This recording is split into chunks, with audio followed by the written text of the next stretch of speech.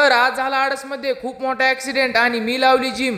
राम राम मित्रांनो, मस्त दिवस मावळता निघालो होतो गावामध्ये। दुधाचा कॅन तर नुसता डेअरीवर ठेवून घेतला कारण डेअरी अजून चालू झालेली नव्हती आणि मी मस्त निघालो आपल्या आडसकर कारण आज मला जिम लावायची होती। पोहोचलो बघा आपल्या सुंदर आणि छोट्याशा आडसमध्ये। आहे आपल्या आडसमधली एकमेव माय फिटनेस जिम। त्या सकाळपासून रोज या जिम मध्ये आपल्याला खूप सारी मेहनत करायची आहे। जिम वगैरे लावल्याच्या नंतर मी मस्त आलतो ज्यूस पिण्यासाठी। मित्रांनो खूप दिवस झालते जरा ज्यूस वगैरे पिला नव्हता म्हणून मागवले मस्त 2 पाइनएपलचे ग्लास आणि केला मस्त ज्यूस प्यायला चालू। मित्रांनो खूप दिवसानंतर थोडंसं जीवाला बरं वाटलं बघा। ज्यूस ते पिणे झाल्याच्या नंतर मी आलतो थोडीशी फळं घेण्यासाठी। नंतर घेतल्या बघा मस्त आहे ओल्या खारका, ह्या तब्येतीसाठी खूपच चांगल्या असतात। ओल्या खारका वगैरे घेऊन मी निघालो आपल्या गावाकडे येत असतानाच रस्त्यामध्ये झालेला होता खूप मोठा ऍक्सिडेंट। इथल्या काही स्थानिक लोकांना विचारलं की ऍक्सिडेंट नेमका कोणत्या कारणाने झालेला आहे, तर ते सगळे लोक म्हणले की समोरासमोर 2 व्हीलर आणि 4 व्हीलरचा ऍक्सिडेंट झाला म्हणून। तुम्ही सगळे बघू शकता की 2 व्हीलर वाल्याला थोडासा मार लागलेला आहे आणि या मोटरसायकलची फ्रंट साइड सगळी डॅमेज पण झालेली आहे। ते आसपासचे सगळे लोक जमा होऊन ऍक्सिडेंट वगैरे बघत होते। तर मित्रांनो आपली वाहनं वगैरे ड्रिंक करून किंवा खूप साऱ्या स्पीडने चालू नका, नाहीतर असेच ऍक्सिडेंट होत राहतील। रस्त्यामध्ये थोडं पुढे आल्याच्या नंतर मला दिसला हा कोकीळ, तो की एका वाहनाच्या धडकेमध्ये मृत्यू पावलेला आहे। पक्षाच्या अंगावरून तर वाहनं वगैरे जात होते, त्यामुळे मला वाटलं की त्याला उचलून रस्त्याच्या साईडला नेऊन टाकावं म्हणून कोकिळाला साईडला टाकून मी मस्त आलो आपल्या डेअरीवर आपलं राहिलेलं दूध टाकण्यासाठी। दूध ते टाकलं झाल्याच्या नंतर मस्त निघालो घरी। तर मित्रांनो तुम्हाला आजचा व्लॉग कसा वाटला कमेंट करून नक्कीच सांगा आणि फॉलो करायला विसरू नका। जय श्रीराम।